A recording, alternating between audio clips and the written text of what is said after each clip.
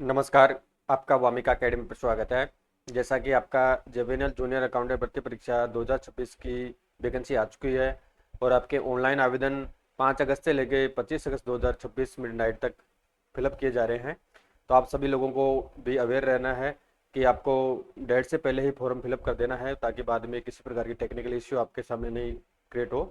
और जैसा कि फ्रेंड्स आप सभी को विदित भी है कि मेरे द्वारा यानी वामिका अकेडमी के माध्यम से आपका जेवीएनएल जूनियर अकाउंटेंट भर्ती परीक्षा 2026 का फ्री ऑफ कॉस्ट बैचेज चलाया जा रहा है, जिसमें ऑलरेडी आपके 5 सब्जेक्ट कंप्लीट कर चुके हैं। छठी आपकी इनकम टैक्स से 1961 और 2025 वाला चल रहा है, जिसमें आज इस वीडियो के माध्यम से जो इनकम होती है आपकी, जो हेड होते हैं आपके 5, उनमें से सैलरी और हाउस प्रॉपर्टी से जो इनकम होती है उसके बारे में बात करेंगे।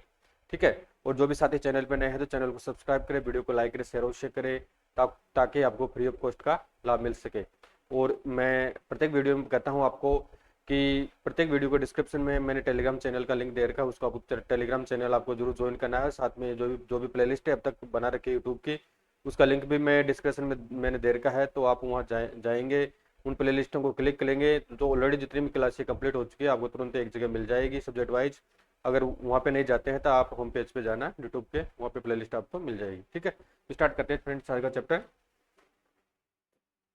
और आपको स्ट्रेटजी किस प्रकार से बनानी है उसके रिगार्डिंग मैं आज शाम को वीडियो लाऊंगा किस तैयारी का। ठीक है। और उसके अलावा जो इनकम टैक्स के नोट्स है आज आपको पूरे मिल जाएंगे, इनकम टैक्स के नोट्स बाईलिंगुअल।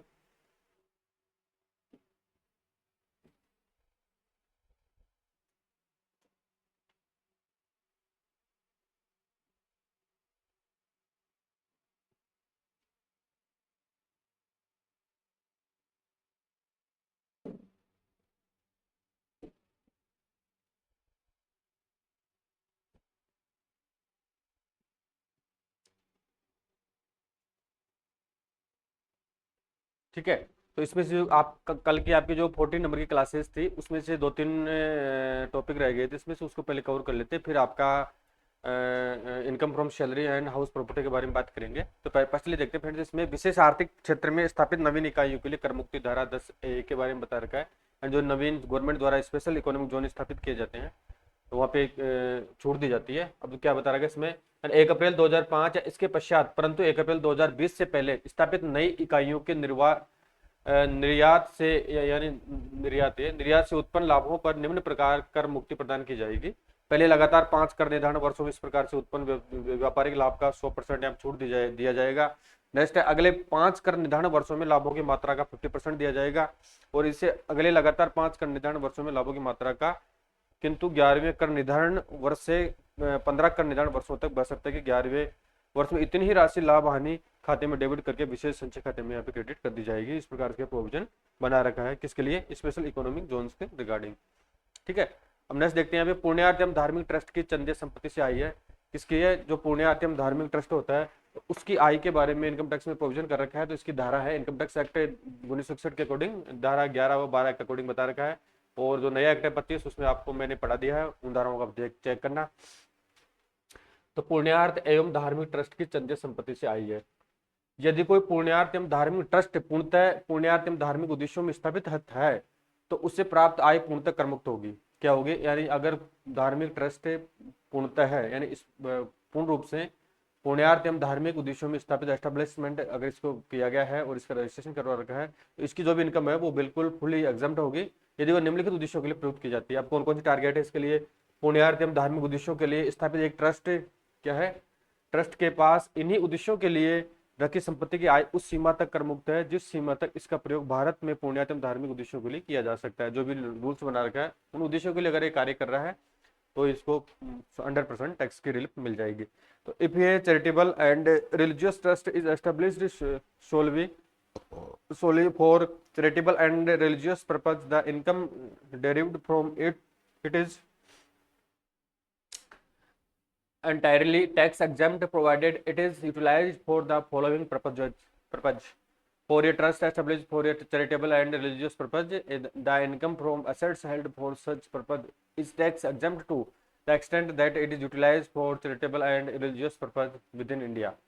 नेक्स्ट इसमें क्या बता रखा है कि ऐसे ट्रस्ट या संस्था के व्यापार अथवा पैसे की आय भी करमुक्त होगी। यानी ऐसी संस्था जो ट्रस्ट संस्था है तो संस्था के व्यापार अथवा पैसे की आय भी यहाँ पे फुली एग्जम्प्ट होगी टैक्स से, बशर्ते कि ऐसा व्यापार या पैसा चलाना ट्रस्ट या संस्था के उद्देश्यों की प्राप्ति के लिए आवश्यक है तथा ट्रस्ट या संस्था ऐसे व्यापार या पैसे की प्रत्येक खाता पुस्तिका रखती है। ऐसी संपत्ति आय जो 1 अप्रैल 1952 क्या है, यानी ऐसी संपत्ति से आय जो 1 अप्रैल 1952 से पूर्व स्थापित किसी पुण्यात या धार्मिक उद्देश्य वाले ट्रस्ट के पास है, पूर्णतः कर मुक्त होगी। यह आय उसी सीमा तक कर मुक्त होगी जिस सीमा तक ये भारत के बाहर इन्हीं उद्देश्यों के लिए प्रयुक्त की जाती है। यानी भारत सरकार ने जो गाइडलाइन बना रखी है, अगर उसका पालन किया जाता है तो ये एक तरीके से जो भी ये व्यापार पैसे से जो इनकम होती है तो वो भी एक तरीके से यहाँ पे फुली एग्जम्प्ट होगी। अब नेक्स्ट है, इसमें लास्ट टॉपिक देखते हैं, राजनीतिक पार्टियों की आय, फिर आपका सैलरी और हाउस प्रॉपर्टी की स्टार्ट कर देंगे। तो राजनीतिक पार्टियों की आय है धारा 13 है, कौन सी है, धारा 13A के अंतर्गत जो राजनीतिक पार्टियों की आय होती है उसके बारे में बात करें तो राजनीतिक पार्टियों की ऐसी आय जो उन्हें मकान संपत्ति से, अन्य स्रोतों से, पूंजी लाभ या ऐच्छिक चंदों से प्राप्त हुई हो, राजनीतिक पार्टी की कुल आय में नहीं जोड़ी जाएगी। उसके लिए भी निम्न शर्तों को पूरा होना यहाँ पे अनिवार्य होगा। यानी ये आय नहीं जोड़ी जाएगी, कौन कौन सी, ये तो मकान संपत्ति से आय, अन्य स्रोतों से आय, पूंजी लाभ या ऐच्छिक चंदों से जो राशि प्राप्त हुई है वो राजनीतिक पार्टी की कुल आय में नहीं जोड़ी जाएगी। उसके लिए निम्न शर्तों को पूरा होना अनिवार्य है। राजनीतिक पार्टी ऐसी खाता पुस्तक रखती है जिनमें कर निर्धारण अधिकारी पार्टी की आय की सही गणना कर सके। कौन कौन पुस्तकें रखती है, तो इसमें क्या क्या बता रखा है, ये आवश्यक है कि पार्टी 20,000 से अधिक का ऐच्छिक चंदा, ये 20,000 है आपको, यानी अभी ये आवश्यक है कि पार्टी कितने रुपए तक, 20,000 से अधिक का ऐच्छिक चंदा देने वाले व्यक्ति का नाम तथा पता उचित प्रकार के लेखों में शामिल करेगा। यह कंडीशन है तभी उसको छूट मिलेगी। यानी 20,000 से अधिक कोई व्यक्ति राजनीतिक पार्टी को चंदा दे रहा है तो उसका पूरा विवरण खाता पुस्तकों में संबंधित पार्टी को रखना अनिवार्य है। राजनीतिक पार्टी के खातों का अंकेक्षण एवं चार्टर्ड अकाउंटेंट द्वारा किया जाएगा। इसका ऑडिट होगा, एक सीए द्वारा किया जाएगा। यह राजनीतिक पार्टी साक्ष्य है उन व्यक्तियों के संघ या भारतीय नागरिक व्यक्तियों के निकाय से हैं जो भारत के चुनाव आयोग के यहाँ एक राजनीतिक पार्टी की तरह पंजीकृत है तथा जिसे आयोग ने चुनाव चिन्ह भी आवंटित किया गया है। ठीक है, राजनीतिक पार्टी का मतलब यह होता है। नेक्स्ट है इनकम, इसका इंग्लिश वर्जन देखिए, तो income received by political parties from the house property, other sources, capital gains or voluntary contributions shall not be included in the political party's total income. The following condition must be fulfilled for this. First is में the political party maintains such books of accounts as enable the assessing officer to correctly calculate the party's income. Next, it is mandatory for the party to include the name and addresses of any individual making a voluntary contribution exceeding rupee 20,000 in the appropriate records. Next, the accounts of the political party must be audited by a chartered accountant. Here, a political party refers to an association of individuals or a body of individuals who are citizens of India registered as a political party with the Election Commission of India and to whom the commission has allotted an electoral symbol. Next है निर्वाचित trust को ऐच्छिक अंशदानों से प्राप्त आय, यानी जो निर्वाचित trust होता है क्या होता है, निर्वाचक ट्रस्ट को ऐच्छिक अंशदानों से प्राप्त आय है धारा 13B में। पॉलिटिकल पार्टी 13A में थी और यह है निर्वाचक ट्रस्ट को ऐच्छिक अंशदानों से प्राप्त आय है धारा 13B है। तो यदि किसी निर्वाचक ट्रस्ट को ऐच्छिक चंदे या अंशदानों के रूप में कोई आय प्राप्त होती है, क्या होती है, यानी किसी निर्वाचित ट्रस्ट को ऐच्छिक चंदे या अंशदानों के रूप में कोई आय प्राप्त होती है तो वह निम्नलिखित शर्तों को पूरा करने की दशा में कर मुक्त होगी। अब इसमें स्पेशल कंडीशन दे रखी है, अगर उन कंडीशन को फुलफिल करती है तब इसको फ्री एग्जाम्प्ट किया जाएगा टैक्स से। इस प्रकार का निर्वाचित ट्रस्ट गत वर्ष से समस्त अंशदानों से प्राप्त आय एवं पूर्व गत वर्षों के आगे लाए गए अंशदानों के योग के कितना 95%, कितना फ्रेंड्स 95% या 95% के बराबर राशि गत वर्ष में किसी पंजीकृत राजनीतिक पार्टी में वितरित करता है। यानी कितनी राशि, 95% राशि गत वर्ष में किसी पंजीकृत राजनीतिक पार्टी को डिस्ट्रीब्यूट करता है।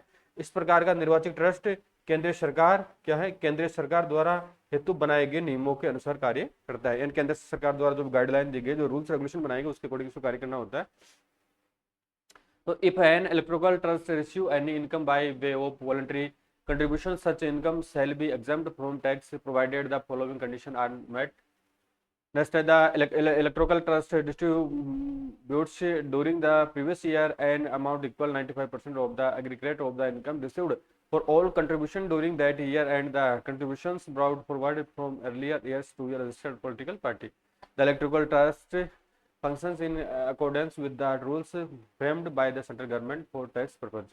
ठीक है, तो ये तो आपका पूरा हो चुका है। यानी लास्ट चैप्टर में ये टॉपिक रह गए थे। तो इसमें जो भी टैक्स एग्जम्प्ट होते हैं, टैक्स से फ्री होते हैं, उन पर इनकी आय पर किस प्रकार टैक्स नहीं लगता है, उनके बारे में बात करते हैं। अब आपका main chapter main income tax start होता है फ्रेंड्स। यहाँ से अब पूरा जो भी आपके रिमेनिंग टॉपिक है इसके आधार पर चलेंगे। तो विभिन्न शीर्षकों के अंतर्गत कर योग्य आय की गणना करेंगे। क्या करेंगे? यानी विभिन्न शीर्षकों के अंतर्गत कर योग्य आय की गणना करेंगे। तो computation of taxable income from various heads है। धारा 14 कौन सा है? धारा 14, धारा 14 के अनुसार कुल आय की गणना तथा आय पर कर आरोपित करने के उद्देश्य से आय को निम्न 5 शीर्षकों के अंतर्गत बांटा जाता है। जैसे कि आपसे बताया, एक तो वेतन सैलरी से है, सैलरी में धारा 15 से लेकर 17 है इनकम टैक्स एक्ट 1961 के अनुसार, और 2025 के अनुसार मैंने सारणी बता दी, उसमें देख लेना आप। और मकान संपत्ति की आय है धारा 22 से 27, मकान संपत्ति से आय है धारा 22 से 27 है। व्यवसाय एंड बिजनेस प्रोफेशन यानी व्यवसाय और पैसे के लाभ और प्राप्ति है धारा 28 से 44 डी तक है। पूंजी कैपिटल गेन आपके धारा 45 से 55 तक है। और अन्य स्रोतों से आय है धारा 56 से लेकर 59 तक आपका इसमें पांचों शीर्षक बता रखे हैं। ठीक है, इन्हीं शीर्षकों के आधार पर आपका पूरी इनकम टैक्स चलेगी। तो इसमें आज इस वीडियो के माध्यम से अपन बात करेंगे फ्रेंड्स किसकी, एक तो वेतन के बारे में, सैलरी इनकम के बारे में बात करेंगे, किसके बारे में करेंगे? सैलरी इनकम के बारे में बात करेंगे। फिर बात करेंगे मकान संपत्ति की आय धारा 22 से 27 के बारे में, धारा 15, 17 एंड धारा 22 और 27 के बारे में इस वीडियो के माध्यम से बात करेंगे। ठीक है, तो स्टार्ट करते हैं इसको। पहले इसका इंग्लिश वर्जन देख लेते हैं एक बार। According to section 14 for the purpose of computing total income and living tax thereon, income is classified under the following 5 heads है। सैलरीज है, इनकम फ्रॉम हाउस प्रॉपर्टी है, सेक्शन आपको पता है, बात कर चुके हैं। Profit and gains of business and profession क्या है, फिर आपको कैपिटल गेन्स है, और इनकम फ्रॉम अदर सोर्सेज है। ठीक है, तो इनके बारे में पूरी आपकी इनकम टैक्स चलेगी। अब इसमें फर्स्टली देखेंगे वेतन शीर्षक से आय के बारे में बात करेंगे, यानी वेतन शीर्षक के अंतर्गत कौन कौन सी आय होती है, इनमें कौन कौन सा कटौतियां मिलती है, किस प्रकार से मिलती है, किस धारा में मिलती है, कितनी मिलती है, वो डिटेल से बात करते रहेंगे। एक डिडक्शन के बारे में बात करें, डिडक्शन जब आप रिलेवेंट चैप्टर आएगा उसमें डिटेल से बात करेंगे, यहाँ पे सिर्फ शॉर्ट में बात करेंगे।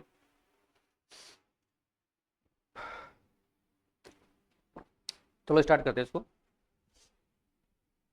इसमें बता रखा है वेतन शीर्षक से आय, इनकम फ्रॉम सैलरी हेड है। तो आयकर अधिनियम 1961 की धारा 17(1) इसके बारे में, यानी 61 की धारा देखने हैं, और 2025 वाली धारा मैंने बता रखी है फ्रेंड्स, आपको टेबल दे रखी है, 4 वीडियो मैंने कंप्लीट करवा दिए धाराओं के बारे में। ठीक है, तो उनको देखना आप। हालांकि मोस्टली आपको मेरे हिसाब से जहाँ तक 61 की धारा प्रश्न एग्जाम में आनी चाहिए, अब ऐसा तो कह नहीं सकते, लेकिन आपको दोनों को एक बार देख लेना है। और उसमें जो भी मेजर चेंजिंग हुए हैं वो मैं ऑलरेडी कंप्लीट करवा चुका हूँ। 1961 और 2025 वाला जो नया एक्ट है जो 1 अप्रैल 26 से लागू है, उसमें मेजर चेंजिंग क्या क्या किए गए हैं उसकी क्लास ऑलरेडी कंप्लीट हो चुकी है। अब इनकम टैक्स एक्ट 61 के बेसिस पे चल रहे हैं, और इसमें जो भी चेंजिंग आएगा उसके बारे में बात कर लेंगे। आयकर अधिनियम 61 की धारा 17(1) के अंतर्गत वेतन में निम्नलिखित मदें सम्मिलित होती है, कौन कौन सी होती है? अब इसमें ये मदें आपको विशेष ध्यान रखनी है, वेतन के अंतर्गत कौन कौन सी मदों को इंक्लूड किया जाता है। एक तो मजदूरी होती है, एक तरह से वेतन माना जाता है। पारिश्रमिक है आपका, बोनस या मूल वेतन है, वो वेतन शीर्षक में इंक्लूड किया जाएगा। इसके अलावा प्राप्य वेतन, आपको अग्रिम वेतन एडवांस अगर को सैलरी मिल जाती है वो माना जाएगा। पुराने बकाये वेतन की प्राप्ति अगर आपको होती है, आउटस्टैंडिंग आपकी सैलरी है, ठीक है, अगर आपको बाद में मिलती है तो वो एक तरह से आपकी आय में शामिल होगी। इसके अलावा कोई फीस है, फीस के बोले तो जैसे कोई वकील प्रैक्टिस करता है, कोई डॉक्टर प्रैक्टिस करता है, कोई सीए प्रैक्टिस करता है, तो उसको जो भी फीस मिलती है वो एक तरीके से आपकी इनकम मानी जाएगी सैलरी के रिगार्डिंग। कमीशन एवं भत्ते हैं, भत्तों के बारे में बात करें, जैसे आपको HRA मिल गया, CCA मिल गया, ट्रेवलिंग अलाउंस मिल गया, तो इनमें कुछ HRA की है, इनकी छूट मिलती है धारा 80 के अंतर्गत। अब वो जब डिडक्शन वाला चैप्टर आएगा उसमें देखेंगे।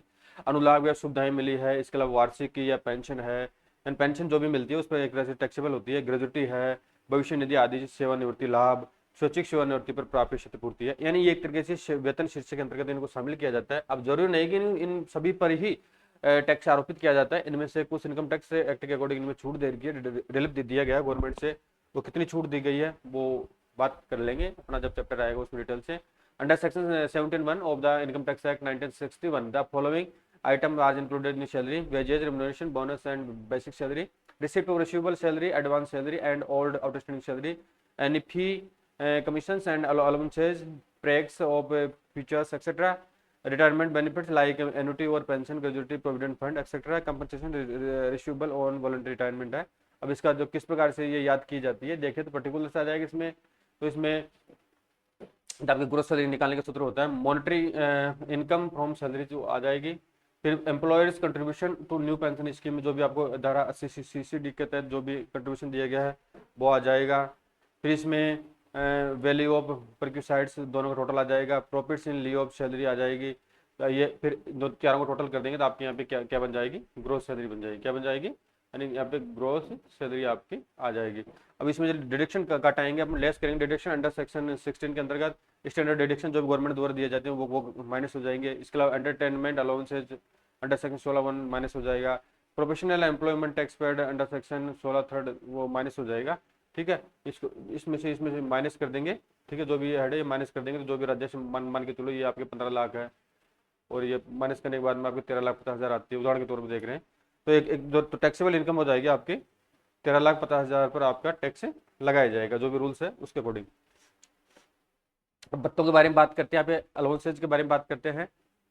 तो अब इसमें पहले देखेंगे पूर्ण तक कर मुक्त भत्ते कौन कौन से हैं, फुली एग्जाम्प्ट अलाउंसेज कौन कौन से हैं। जो विदेशी भत्ता है वो एक तरह से फुली एग्जाम्प्ट है। ये जो न्यायाधीशों के जो भी भत्ते हैं वो फुली एग्जाम्प्ट है, इन पर टैक्स नहीं लगाया जाता। यात्रा टी बिल होता है, एक तरह से यात्रा भत्ता होता है वो टैक्स फ्री होता है। दैनिक व्यय होते हैं वो टैक्स फ्री होता है। सरकारी भत्ता टैक्स फ्री होता है। सहायक भत्ता टैक्स फ्री है। शैक्षणिक या अनुसंधान जो रिसर्च अलाउंसेज दिए जाते हैं वो फ्री होता है, टैक्स फ्री। वर्दी भत्ता टैक्स फ्री है। संयुक्त राष्ट्र संघ से प्राप्त भत्ता आदि एक्सेट्रा जो भी है वो एक तरह से यहाँ पे फुली रूप से यानी 100% रूप से टैक्स फ्री होते हैं। ये आपको ध्यान रखना है कौन कौन से हैं, जैसे कि बात कर चुके हैं। इसका इंग्लिश वर्जन देखें, fully exempted allowances, foreign allowances है, जजेज अलाउंसेज है, ट्रेवल अलाउंसेज है, डेली अलाउंसेज है, कन्वेंस अलाउंसेज है, हेल्पर अलाउंसेज है, अकेडमिक और रिसर्च अलाउंसेज है, यूनिफॉर्म अलाउंसेज है, allowances received from the United Nations etcetera है। ठीक, ये तो हो गया 100% कर मुक्त है। अब आंशिक कर मुक्त भत्तों के बारे में बात करते हैं। आंशिक यानी पार्शली एग्जाम्प्ट अलाउंसेज है, यानी किस सीमा तक ये कर मुक्त होते हैं, यानी पूर्ण रूप से इनको कर मुक्त नहीं किया गया है।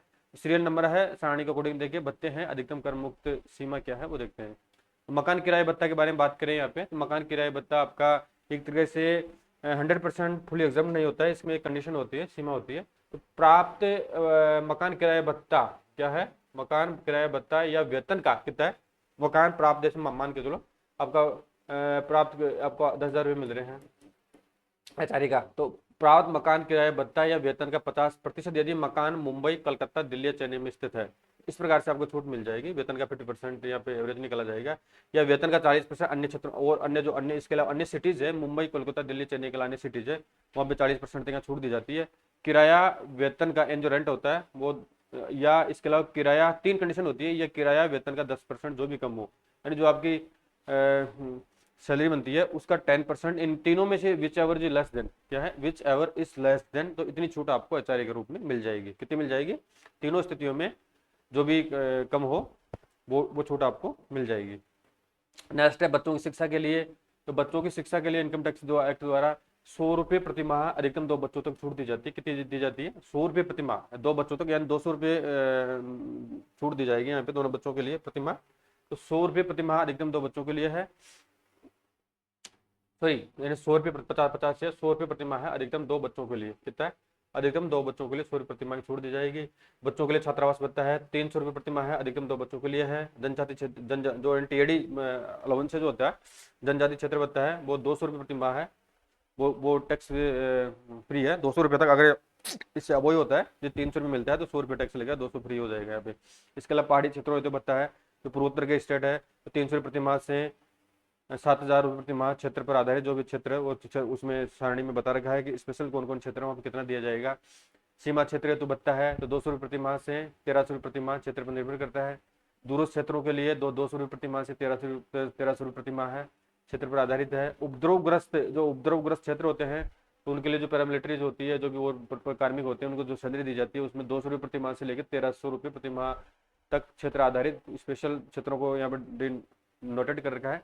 तो उन क्षेत्रों में अगर पोस्टिंग है तो वहाँ पे इनको इतना भत्ता दिया जाएगा। और भूमिगत भत्ता है, पार्किंग भत्ता है तो 800 रुपये प्रति माह है। कितना है, भूमिगत भत्ता है आपका 800 रुपये प्रति माह है। अत्यंत सक्रिय क्षेत्र हेतु क्षतिपूर्ति भत्ता है, जो अत्यंत सक्रिय क्षेत्र होते हैं, संवेदनशील क्षेत्र होते हैं, वहाँ पे अगर किसी की पोस्टिंग है तो वहाँ पे 4200 रुपये प्रति माह, कितना 4200 रुपये प्रति माह भत्ता दिया जाएगा। तो वो एक तरीके से यहाँ पे टैक्स फ्री, यानी भत्ता ज्यादा हो सकता है इसे, लेकिन 4200 रुपये तक यहाँ छूट दे रखी है। ठीक है, पिछली बात की थी जी 100% करमुक्त भत्ते, फिर आंशिक करमुक्त भत्ते। अब यहाँ पे बात करते हैं फ्रेंड्स पूर्णतः कर योग्य भत्ते के बारे में। बात किसके बारे में बात करेंगे, पूर्णतः कर योग्य भत्ते, फुली टैक्सेबल अलाउंस है, यानी इस प्रकार के भत्ते जिन पर 100% टैक्स लगाया जाता है, किसी प्रकार से यहाँ पे छूट आपको नहीं मिलेगी। जैसे आपका महंगाई भत्ता हो गया, डीए हो गया, चिकित्सा भत्ता हो गया, नौकर भत्ता हो गया, वार्डन भत्ता हो गया, नगर क्षतिपूर्ति शीशे हो गया, नगर क्षतिपूर्ति भत्ता हो गया, परियोजना भत्ता हो गया, ग्रामीण भत्ता हो गया, डेपुटेशन भत्ता हो गया, टिफिन भत्ता हो गया, परिवार भत्ता हो गया, टेलीफोन भत्ता हो गया, गार्ड भत्ता है, सुरक्षा भत्ता एक्सेट्रा है, जितने प्रकार के अलाउंसेज है इन पर एक तरह से टैक्स लगाया जाएगा। तो ये अलाउंसेज आपको विशेष ध्यान रखना है, पीडीएफ आपको मिल जाएगी, पीडीएफ नोट्स सब मिल जाएंगे। इस प्रकार से प्रश्न आ सकता है कि इनमें से कौन सा भत्ता टैक्स फ्री है, टैक्स फ्री नहीं है, आंशिक है, एक्सेट्रा जो भी है, उसी प्रकार से आपसे प्रश्न पूछा जा सकता है। तो डिपेंडेंट अलाउंसेज है, मेडिकल अलाउंसेज है, सर्वेंट अलाउंसेज है, वार्डर अलाउंसेज है, इसके अलावा सिटी कंपनसेटरी अलाउंसेज है, प्रोजेक्ट अलाउंसेज है, रूरल अलाउंसेज है, deputation allowances, tiffin allowances, family allowances, telephone allowances, guard allowances, security allowances etcetera है। ये इन पर पूर्ण रूप से टैक्स लगता है। ठीक है, नेक्स्ट बात करें वेतन के स्थान पर लाभ के बारे में बात करें तो आयकर अधिनियम 1960 की धारा 17(3) के अनुसार करदाता के निम्न आय को वेतन शीर्षक में कर योग्य माना जाता है। कौन कौन सी आय है उसको कर योग्य माना जाएगा? एक तो आपकी ग्रेजुटी है, सरकारी कर्मचारी के लिए संपूर्ण राशि कर मुक्त होता है। अब इसमें ध्यान रखना, जो सरकारी कर्मचारी होता है उसको तो जो ग्रेजुटी रिटायरमेंट में मिलती है वो एक तरह से करमुक्त होगी, और लेकिन जो गैर सरकारी प्राइवेट कर्मचारी है अगर उसको ग्रेजुटी मिलती है तो 20 लाख तक यहाँ पे करमुक्त होगी। अगर उससे अबोई है तो उस पर टैक्स लगाया जाएगा, जबकि सरकारी कर्मचारी पर कितनी ही ग्रेजुटी मिले वो एक तरह से फुली टैक्स नॉन टैक्सेबल होगी, फुली नॉन टैक्सेबल होगी। पेंशन के बारे में बात करें यहाँ पे तो मासिक पेंशन पूर्णतः कर योग्य सभी कर्मचारियों के लिए, एंड जो मासिक पेंशन मिलती है सभी कर्मचारियों को जो रिटायर्ड पर्सन है, चाहे वो प्राइवेट हो चाहे गवर्नमेंट हो, सभी को यहाँ पे टैक्स देना जरूरी होता है। एक मुफ्त पेंशन इसे निम्न दो भागों में बांटा गया है। अब जो रिटायरमेंट पर जो एक मुफ्त पेंशन मिलती है सरकारी कर्मचारियों के लिए इसको पूर्णतः कर मुक्त किया गया है, जबकि गैर सरकारी कर्मचारी होते हैं उनका राशि का 1/3 यानी 1/3 भाग ग्रेजुटी भी प्राप्त होती है। इनको 1/3 भाग ग्रेजुटी अगर प्राप्त होती है अथवा 1/2 कर मुक्त है तो ग्रेजुटी प्राप्त नहीं होती है। अगर ग्रेजुटी प्राप्त नहीं होती है तो 1/2 में कर मुक्त हो जाएगा, अगर ग्रेजुटी प्राप्त होगी तो 1/3 यहाँ पे टैक्सेबल हो जाएगा। ठीक है, इस प्रकार से आपको ध्यान रखना है। Under section 17(3) of the Income Tax Act 1961, the following income of the taxpayer is considered taxable under the head salaries, gratuity. The entire amount is tax free for government employees. फिर है it's free up to 20 lakh for non government employees pension, monthly pension fully taxable for all employees. Lump sum pension, this is divided into two following categories, fully tax free for government employees, for non government employees 1/3 of the amount of tax free if gratuity is also received, or half it is and half is tax free if gratuity is not received। ठीक है, अब अर्जित अवकाश के वेतन के बारे में बात करेंगे। इसका अर्जित अवकाश जो आपको पीएल मिलती है, अनुपार्जित उपार्जित अवकाश मिलता है, तो सरकारी कर्मचारियों के लिए पूर्णतः यहाँ पे करमुक्त होता है, यानी पूर्णतः एक तरह से करमुक्त हो जाएगा। और गैर सरकारी कर्मचारी के लिए 3 लाख तक करमुक्त होते हैं, 3 लाख की सीमा तक यहाँ पे करमुक्त होता है। रिटायरमेंट पर जो आपको एक तरह से पीएल का पैसा मिलता है, ठीक है, तो सरकारी कर्मचारियों को तो यहाँ पे जो भी जैसे आपके 300 PL max to max add हो सकती है, कितनी हो सकती है 300 पीएल यहाँ पे ऐड हो सकती है आपके जीवन काल में। तो 300 पीएल का जब आप रिटायरमेंट होते हैं तो उसमें जो भी वैल्यू है तो उस हिसाब से आपके लगभग अगर कोई फर्स्ट ग्रेड का अधिकारी रिटायरमेंट होता है तो उसको 15 लाख प्लस एक तरह से पीएल का पैसा मिल जाता है। तो वो पैसा मिलेगा वो आपको टैक्स फ्री रहेगा गवर्नमेंट कर्मचारी के लिए, जबकि गैर सरकारी कर्मचारी के लिए 3 लाख तक कर मुक्त यहाँ पे होती है। इसके अलावा छटनी पर अगर किसी प्रकार से छटनी की जाती है तो छटनी पर क्षतिपूर्ति पर 5 लाख रुपए तक जो भी राशि दी जाती है वो कर मुक्त होती है। स्वैच्छिक सेवानिवृत्ति यानी वीआरएस योजना पर प्राप्त राशि धारा 10(10)(c) के अनुसार 5 लाख तक यहाँ पे कर मुक्त होगी। वीआरएस अगर लेते हैं तो वीआरएस पर जो राशि पैसा मिलता है अर्जित अवकाश का वो 5 लाख तक ही यहाँ पे कर मुक्त होगा। उसके अलावा जो भी और राशि है वो उस पर यहाँ पे टैक्स लगेगा। भविष्य निधि से संबंधित आयकर प्रावधान इस प्रकार है। भविष्य निधि के रिगार्डिंग कौन कौन से प्रावधान है इसमें देखते हैं। पहले शीर्षक है, टेबल बना रखी है, वैधानिक भविष्य निधि है, प्रमाणित भविष्य निधि है, अप्रमाणित भविष्य निधि है। ठीक है, अब कर्मचारी का अनुसंधान के बारे में बात करें तो वैधानिक भविष्य निधि में कर योग्य होगी, प्रमाणित भविष्य निधि में कर योग्य होगी और अप्रमाणित भविष्य निधि में यहाँ पे कर टैक्सेबल हो जाएगी। ठीक है, नेक्स्ट बात करें नियोक्ता का अनुसंधान के बारे में बात करें, कर मुक्त है किसमें, वैधानिक भविष्य निधि में कर मुक्त हो जाएगी और प्रमाणित भविष्य निधि में यहाँ पे वेतन का 12% तक कर मुक्त होगी, जबकि अप्रमाणित भविष्य निधि में यहाँ पे कर मुक्त रहेगी। अर्जित ब्याज के बारे में बात करें तो अर्जित ब्याज में वैधानिक भविष्य निधि में ये कर मुक्त रहेगी और प्रमाणित भविष्य निधि के अंतर्गत 9.5% यानी 9.5% की दर तक कर मुक्त रहेगी और लास्ट में आपका अप्रमाणित भविष्य निधि है वो एक तरह से पूर्ण रूप से कर मुक्त यहाँ पे रह जाएगी। फिर नेक्स्ट है वेतन शीर्षक के अंतर्गत आय की गणना हेतु दी जाने वाली कटौतियां कौन कौन सी है। अब वेतन शीर्षक के अंतर्गत आय के अंतर्गत जो कटौतियां दी जाती है धारा 16 देखने यहाँ पे 16 प्रमाणित कटौतियां कौन सी, स्टैंडर्ड कटौतियां देखते हैं पहले तो धारा 16(1) 40,000 वेतन की सकल आय जो भी कम हो। अब इसमें यदि 2019 वाला एक्ट है 2019-20 वाले वित्त वर्ष के अकॉर्डिंग है, लेकिन इसमें जो छूटे हैं वो मैंने बता रखी है कितनी मैक्सिमम छूट दी जाती है, जो अमेंडमेंट नया हुआ है। ठीक है, 40 अगर परसेंट आपका 61 के साथ पूछ रहे थे वो भी ध्यान रखना है आपको, अगर ये भी ध्यान रखना है तो 40,000 या वेतन की सकल आय जो भी कम हो, नियोक्ता द्वारा स्वीकृत मनोरंजन भत्ता है धारा 16 सेकंड यह कटौती केवल सरकारी कर्मचारी की दशा में उपलब्ध है। इसमें निम्नलिखित न्यूनतम राशि तक कटौती की प्राप्त की जा सकती है। एक तो वास्तविक प्राप्त राशि है या 5,000 या मूल वेतन का 20% तक यहाँ कटौती प्राप्त की जा सकती है। इसके अलावा रोजगार अथवा पेशेवर धारा 16 थर्ड धारा 272 के अंतर्गत नौकरी रोजगार पर कर के रूप में करदाता द्वारा दी गई राशि है।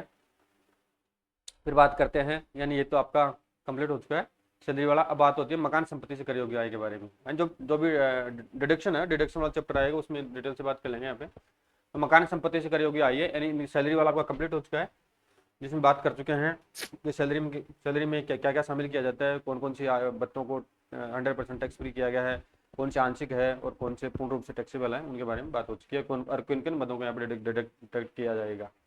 फिर मकान संपत्ति से कर योग्य आय के बारे में बात करते हैं। तो कोई भी आय मकान संपत्ति आय शीर्षक में तभी कर योग्य होगी जब आय मकान या मकान के साथ लगी भूमि से हो। ये फर्स्ट कंडीशन क्या है इसमें, यानी कोई भी इनकम मकान संपत्ति से आय शीर्षक में तभी कर योग्य होगी, तब कब होगी, जब आय मकान या मकान के साथ लगी हुई भूमि से कनेक्टेड हो या टच हो, तभी एक तरह से ये मकान संपत्ति से आय मानी जाएगी। तो करदाता मकान संपत्ति का पहली बात है, करदाता है जो भी टैक्स पेयर है वो मकान संपत्ति का मालिक होना चाहिए। क्या होना चाहिए, मालिक होगा तभी तो वो एक तरह से टैक्स के लिए लायबल होगा। तो करदाता मकान का प्रयोग स्वयं के व्यापार पेशे के लिए न करे। अब इसमें ध्यान रखना है, जो करदाता है मकान का प्रयोग स्वयं के व्यापार, अगर वो पर्सन को बिजनेस करता है तो उस बिजनेस या प्रोफेशन के रिगार्डिंग उसको इसका यूटिलाइजेशन नहीं करना है। Any income shall be taxable under the head income from house property only if it is derived from a house or land apartment thereto. The taxpayer must be the owner of the house property. The taxpayer must not use the house for their own business or profession. Next देखते हैं मकान संपत्ति से कर योग्य आय की गणना। यदि मकान स्वयं के निवास में प्रयुक्त है, अगर मकान जो जहाँ पे वो कृषि भूमि में रह रहा है, अगर मकान स्वयं के निवास में प्रयुक्त हो रहा है, स्वयं के निवास में अगर वो रेजिडेंस उस मकान को बना रखा है, तो उस स्थिति में क्या होगा, taxable income from house property of the assessment year जो भी है वो आ जाएगा। पर्टिकुलर इस प्रकार से ये टेबल बनाई जाएगी, टेबल में राशि याद की जाएगी। पहले तो याद की जाएगी net annual value, net annual value जैसे मान के चलो यहाँ पे 10 लाख आ जाती है, कितनी आ जाए 10 लाख आ जाती है। इसमें डिडक्शन अंडर सेक्शन जो भी, जो इसमें जो अंडर सेक्शन जैसे 80,000 की कटौती हो गई, कटौतियों के बारे में जो चैप्टर लगाएगा उसमें डिटेल से बता देंगे। इसके अलावा जो भी इंटरेस्ट ऑन लोन, जो भी इंटरेस्ट लोन गया है, जैसे 20,000 मकान पे आपने लोन ले रखा, तो एक तरह से 10 लाख 20,000 10 लाख 40,000 रुपये आपकी राशि आ गई। ठीक है, इनकम फ्रॉम हाउस प्रॉपर्टी तो 10 लाख 40,000 की आपकी एक तरह से राशि यहाँ पे आ जाएगी। इस पर तो नोट, स्वयं के निवास में प्रयुक्त मकान के ऋण पर ब्याज की कटौती की अधिकतम सीमा निम्नलिखित है। अगर स्वयं के निवास में, दो कंडीशन इसमें, अगर स्वयं के निवास में प्रयुक्त मकान के ऋण आपने कोई होम लोन ले रखा है, ठीक है, तो ऋण पर ब्याज की कटौती की अधिकतम सीमा निम्नलिखित है। और अधिकतम सीमा कितनी देर की इसमें, यदि ऋण 31 मार्च 1999 से पहले लिया गया है, अगर ऋण है 31 मार्च 1999 से पहले लिया गया है किसी व्यक्ति ने मकान पर, ठीक है, तो वहाँ पे छूट मिलेगी मैक्सिमम 30,000 रुपये की। ब्याज की कितनी छूट मिल जाएगी, 30,000 रुपये की इनकम टैक्स एक्ट में यहाँ पे छूट मिल जाएगी। यदि ऋण 31 मार्च 99 के बाद में, कब, यदि ऋण 31 मार्च 1999 के बाद लिया है तो यहाँ पे 2,30,000 की कितनी मिल जाएगी, 2,30,000 की यहाँ पे छूट मिल जाएगी। ये आप दोनों डाटा आपको ध्यान में रखना है। अगर 31 मार्च 99 से पहले ऋण लिया है 30,000 की छूट मिलेगी, और 31 मार्च 99 के बाद में अगर कोई लोन लिया है तो 2,30,000 रुपये यहाँ पे as per income tax act के अकॉर्डिंग यहाँ पे छूट मिल जाएगी। ठीक है, यदि मकान किराए पर दिया, पहले तो निज निवास के रूप में बात की थी, अगर मकान किराए पर दिया है, अब किराए से रेवेन्यू प्राप्त हो रही है, तो उस संबंध में किस प्रकार से यहाँ पे लेखांकन होगा या किस प्रकार से टेबल बनाएंगे, पर्टिकुलर है। इधर आपका अमाउंट है, तो फेयर रेंट कितना आपको, जैसे फेयर रेंट जैसे मान के चलो आपको 5 प्राप्त हो गया, 5,000। म्युनिसिपल वैल्यू जैसे 5,000 है। इसके अलावा आपका विच इज मोर, इनमें से दोनों में से जो भी ज़्यादा है 6,000 है, तो यहाँ पे इनका योग आ जाएगा, जैसे 11,000 आ गया। ठीक है, स्टैंडर्ड रेट क्या है, स्टैंडर्ड रेंट क्या है, एक्सेप्टेड रेंट क्या है, इसका विच एवरेज लेस देन, इन दिन में दोनों में जो भी कम है, जैसे मान के स्टैंडर्ड और एक्सेप्टेड रेट जैसे 4 है 5 है, तो दोनों में से कम है वो आ जाएगी, 4,000 ले लेते हैं, टोटल आ जाएगा आपका 15,000। फिर नेक्स्ट है actual rent received, actual rent आपको कितना, जैसे 4,000 रुपये आपको प्राप्त हो रहा है तो 4,000 आ जाएगा। फिर विच एवरेज मोर, यानी ई और एफ में जो भी ज़्यादा है तो वो, तो आपको ज़्यादा कौन सा हो गया इसमें, 15,000 ज़्यादा हो गया, तो इसमें लेस डिडक्शन कर देंगे। क्या क्या हो जाएगा, ये तो रेंट ऑफ वैकेंसी यानी खाली पीरियड, मकान जितने दिन खाली रहा है वो किराए माइनस कर देंगे, ग्रोस एनुअल वैल्यू आ जाएगी। फिर लेस म्यूनिसिपल टैक्स जो भी ओनर द्वारा नगर पालिका टैक्स दिया गया है वो माइनस कर देंगे, तो नेट एनुअल वैल्यू यहाँ पे प्राप्त हो जाएगी। क्या हो जाएगी, एंड नेट एनुअल वैल्यू यहाँ पे प्राप्त हो जाएगी, इसी पे टैक्स लगेगा। अब इसमें से जो भी गवर्नमेंट द्वारा इनकम टैक्स एक्ट के द्वारा जो छूट दी जाती है उस छूट को यहाँ पे माइनस कर देंगे। अब लेस कर देंगे। डिडक्शन अंडर सेक्शन 24 है, स्टेचुटरी डिडक्शन अंडर सेक्शन 24 है, 3% ऑफ एनुअल वैल्यू है एंड 30% एनुअल वैल्यू पे यहाँ पे छूट दी जाती है। और नेक्स्ट है interest on loan under section 24, जो भी इंटरेस्ट ऑन लोन है जैसा कि अभी बात की थी अपन ने, 1 अप्रैल 99 से पहले लिया गया 30 छूट है, और 31 मार्च 1999 से पहले अगर लोन लिया है तो वहाँ पे 30 छूट मिलेगी, और 31 मार्च 1999 के बाद में अगर लोन लिया है तो वहाँ पे 2,30,000 रुपये छूट यहाँ पे दे दी जाएगी। इनकम फ्रॉम हाउस प्रॉपर्टी, ठीक है, तो ये हो जाएगा। फिर इसके बाद में इनकम फ्रॉम हाउस प्रॉपर्टी यहाँ पे टोटल राशि आ जाएगी, ठीक है। तो इस प्रकार से टैक्सेबल लगेगा, यानी इनकम फ्रॉम हाउस प्रॉपर्टी है, जो भी इनकम है वो टोटल आ जाएगी। फिर इस पर जो भी टैक्स डिडक्शन करने के बाद में जो राशि आएगी, जैसे यहाँ पे मान के चलो 1.5 लाख रुपये आ जाता है, सब कुछ करने के बाद में समायोजन करने के बाद में, तो अब इस 1.5 लाख रुपये पर यहाँ पे टैक्स की राशि टैक्स लगाया जाएगा, ठीक है फ्रेंड्स। तो आपका ये चैप्टर कंप्लीट हो चुका है, ज़्यादा बड़ा चैप्टर नहीं था। तो इसमें पहले तो अपन राजनीतिक पार्टियों, पुण्यात, धार्मिक ट्रस्टों के बारे में बात की थी, और उसके बाद में जो आपके मोस्ट जो इनकम के सोर्सेज होते हैं 5 प्रकार से, आपका सैलरी, मकान, बिजनेस प्रोफेशन और अदर्स, ठीक है, एक्सेट्रा जो भी है 5 शीर्षक है, तो उनमें से 2 शीर्षक कंप्लीट कर चुके हैं। सैलरी एंड आपका जो व्यापार, सॉरी, सैलरी एंड मकान से जो रेवेन्यू प्राप्त होता है उस प्रकार से टैक्स लगाया जाता है, कौन कौन सी छूटें किस धारा के तहत दी जाती है। अब छूटों के बारे में तो ऑलरेडी अपन शॉर्ट में बात कर रहे हैं, लेकिन जब इसमें आपका स्पेशल चैप्टर बना रखा है वो आएगा, उसमें डिटेल से बात कर लेंगे। अगर आपको किसी प्रकार की क्वेरीज हो तो मुझे कमेंट करके जरूर बताएं, और आपको ये नोट्स शाम तक मैं आज प्रोवाइड करवा दूंगा, इनकम टैक्स के कंप्लीट प्रिंटेड बाय लैंग्वेज, ठीक है। Thank you.